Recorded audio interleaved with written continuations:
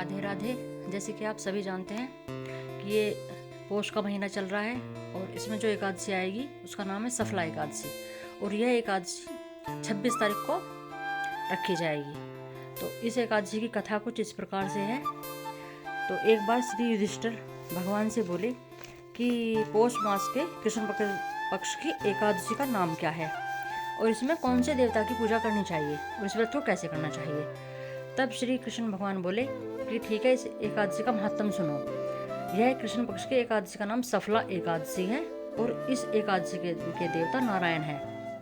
इसका पूर्वत विधि पूर्वक व्रत करना चाहिए और नारायण जी की पूजा करनी चाहिए। तो इसकी जो पूजा है वो कुछ इस प्रकार से है। ये कथा मैं सुनाता हूँ तुम्हें। चंपावती नगरी में एक महिष्मान राजा राज्य करता था। उसके 4 पुत्र थे। इन पुत्रों में सबसे बड़ा लुम्पक महापापी था। वह सदैव पर स्त्री गमन, वेश्याओं के यहाँ जाना और पिता का धन नष्ट करना क्या करता। वह देवता, ब्राह्मण और वैष्णव आदि की निंदा क्या करता।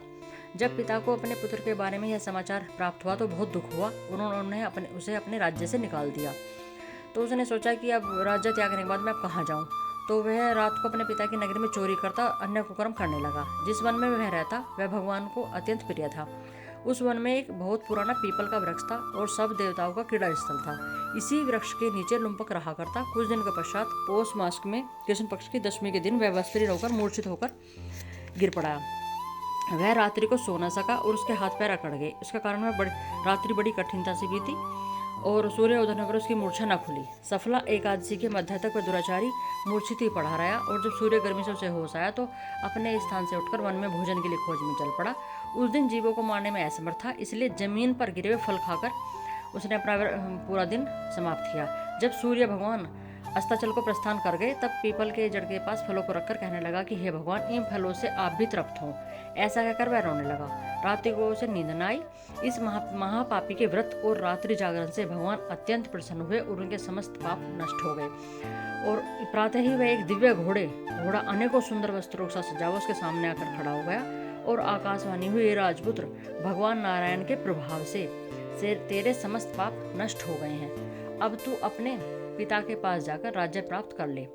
लुम्पक ने जब ऐसी आकाशवाणी सुनी तो वह अत्यंत प्रसन्न हुआ और बोला, हे भगवान, आपकी जय हो। ऐसा कहता हुआ दिव्य सुंदर वस्त्रों को धारण कर पिता के पास गया और उसने अपने पिता को संपूर्ण कथा सुनाई।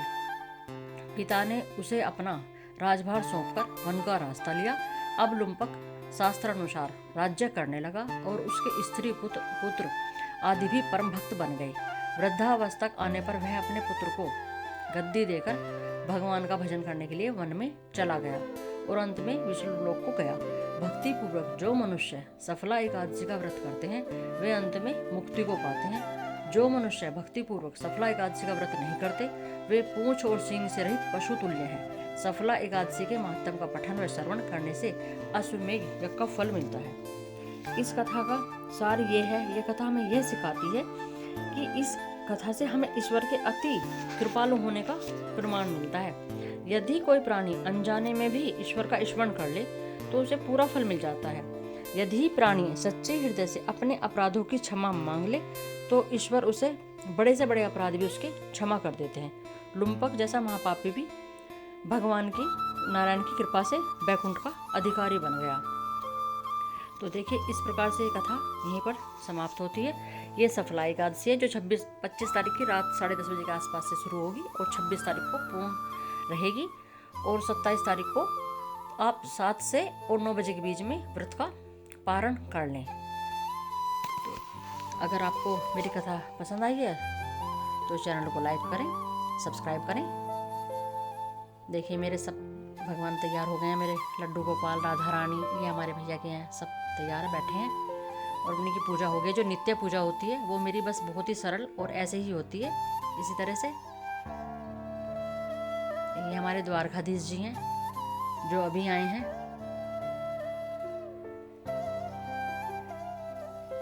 देखिए, ये मेरा पूरा मंदिर है। ये हमने पूजा कर ली। मेरे वो हैं जो मेरे ठाकुर सरकार हैं, इनकी भी नित्य पूजा इसी तरह से की जाती है। राधे राधे।